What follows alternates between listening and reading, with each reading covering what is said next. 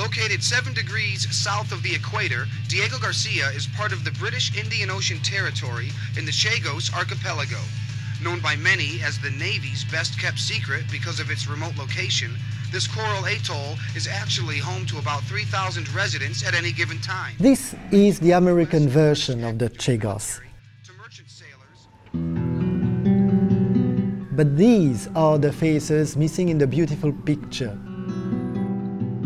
They were once living a peaceful life on their paradise islands, until the unimaginable happened. They were removed and shipped off to live elsewhere.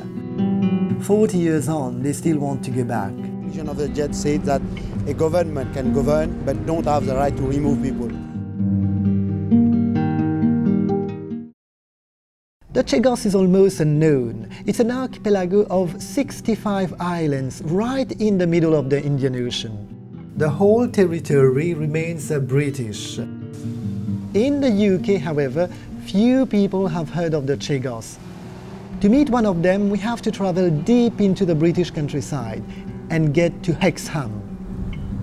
This man is a retired Royal Air Force officer and is closely familiar with Diego Garcia, Chagos's main island. I was in the trade of motorboat crew, and I was sent to Diego Garcia to take charge of the marine craft section there.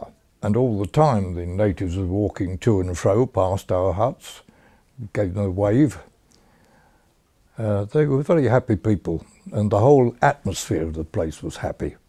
They seemed to enjoy life on that island. They didn't use money, they didn't need it. However, the happy life came to an end in the 1960s and 70s. The 2,000 Chagossian people were evicted by the British government and forced to resettle in nearby Mauritius and the Seychelles. This was part of a secret deal between the United Kingdom and the United States to establish a military base on Diego Garcia, as revealed later by declassified official documents. Bill Rummel, a government minister, has commented on the issue. He says, "The decisions taken by successive governments in the 1960s and 70s to depopulate the islands do not constitute the finest hour of UK foreign policy. In no sense am I seeking to justify the decisions. They may be seen as regrettable, but the government must deal with the current situation. Nevertheless, successive UK governments have acknowledged our moral responsibility. That was why compensation was paid."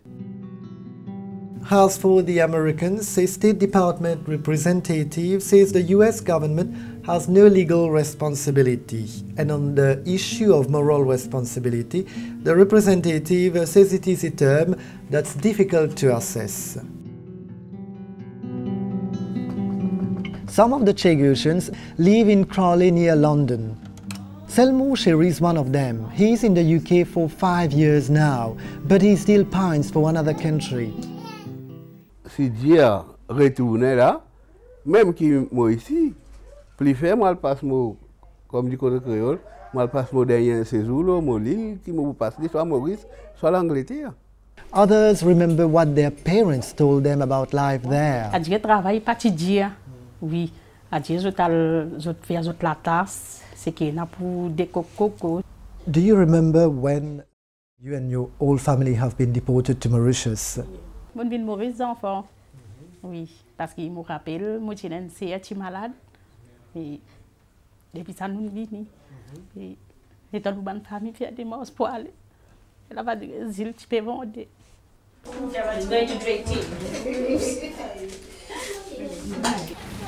After the expulsion, the Chagossians have been fighting back.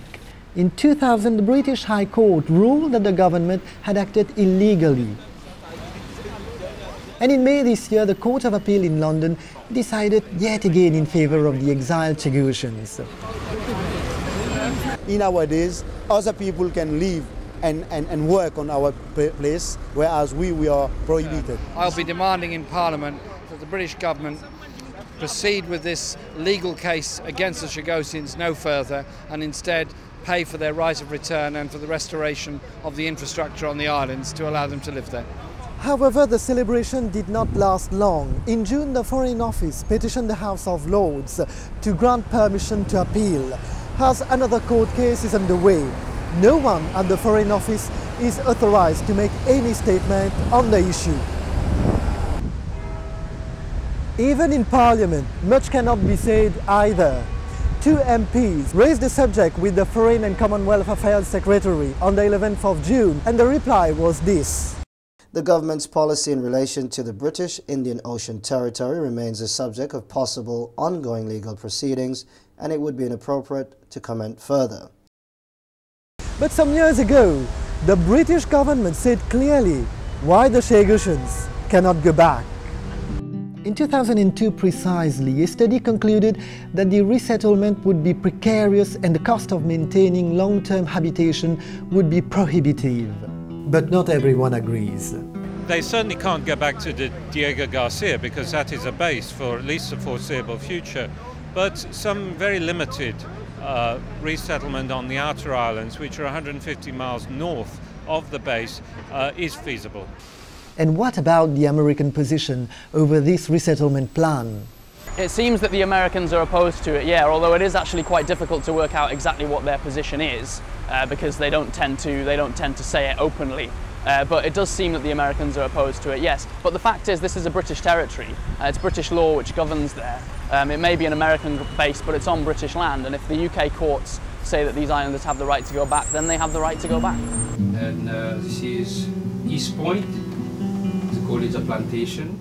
Some Chagossians believe the British government needs to give a more careful attention to their new compensation claim. I believe that the future for the Chagossian people is the UK, and the government must make a decision. I think compensation is becoming vital for the islanders. Back in Hexham, 86-year-old John Loader is not giving up hope. He continues his fight for the Chagossians with the help of his son-in-law. As I have long believed you are a Christian with a conscience, I call upon you.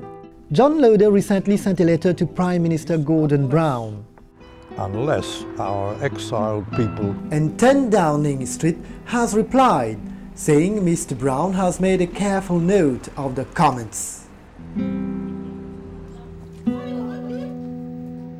After the long legal battle, perhaps the solution could be political. In the meantime, the Chagossians continue to dream of going back one day.